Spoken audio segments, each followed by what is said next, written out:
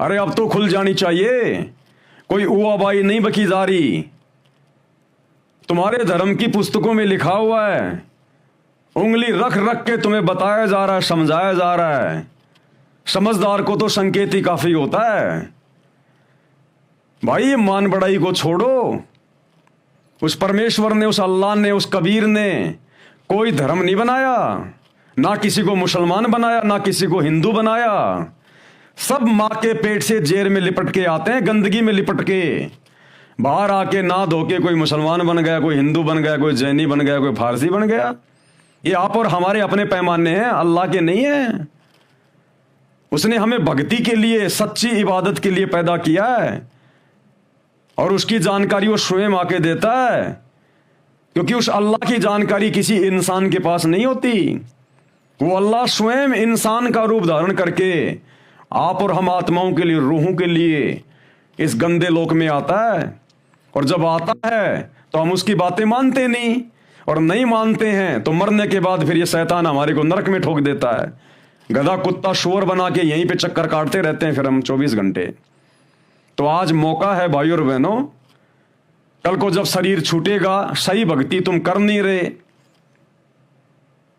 तो कल को जब गधे बनोगे, नंगे घूमोगे, सर्दी गर्मी बरसात में दुख उठाओगे, भूखे प्यासे, रोटी नहीं मिलेगी तो कुत्ता सुअर टट्टी खाता है, गधा सारा दिन कुर्डियों पे चढ़ता है, बैल ऊंट सारा दिन खेतों में देखो कैसे मेहनत करते हैं, और टाइम पे खाने को और पीने को मिलता है।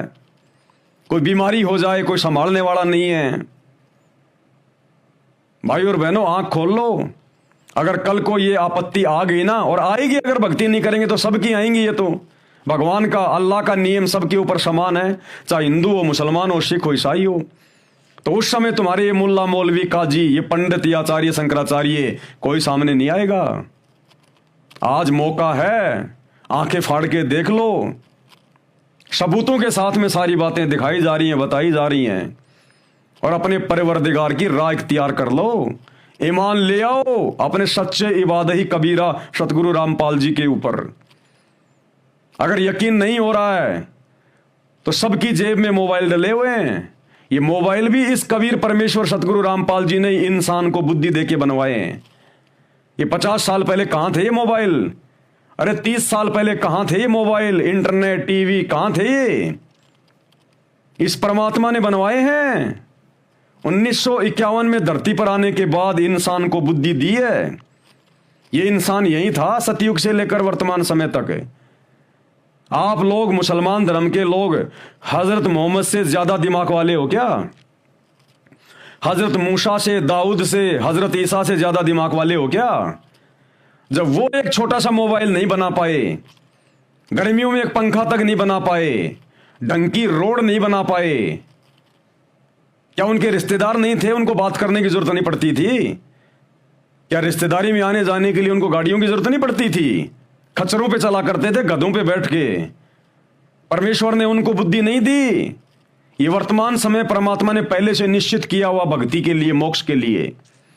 तो परमेश्वर ने भक्ति में सहायता के लिए, ताकि मेरे बच्चे 24 घंटे मोबाइल में मेरे सत्संग सुने, उनकी आत्मा को दृढ़ता मिले, अपने भगत भाई बहनों से परमात्मा की चर्चा करें, उनका गुणगान करें, उनकी महिमा करें, अच्छे कार्य के लिए मोबाइल का यूज करें। फिलहाल तो शैतान इसका दुरुपयोग करवा रहा, फिल्में बनवा के, सीरियल बनवा के, पोर्न फिल्में बनवा के, दुनिया भर की बकवास, चुटकुले, शॉर्ट वीडियो, रील बनवा के फिलहाल तो शैतान दुरुपयोग करवा रहा है। लेकिन शैतान केवल 2028 तक, उसके बाद शैतान खत्म।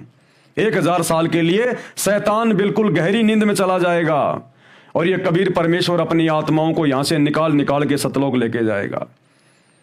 तो विचार करो भाई और बहनों, ये इंटरनेट बनाना, एरोप्लेन बनाना, रॉकेट बनाना, सैटेलाइट बनाना, टीवी बनाना, ये इंसान के स्तर का काम नहीं है।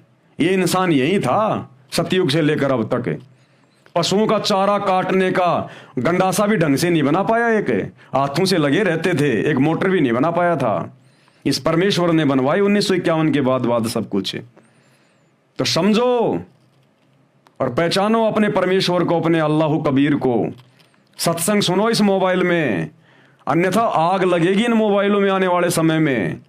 अगर सत्संग नहीं सुने, इन मोबाइलों में आग लगा करेगी, ये फटेंगे, लोगों के घरों में टीवी फटेंगे। उसका वचन है, क्योंकि उसने भक्ति के लिए बनवाए। अगर बकवाद के लिए प्रयोग करोगे तो नुकसान होगा तुम्हें।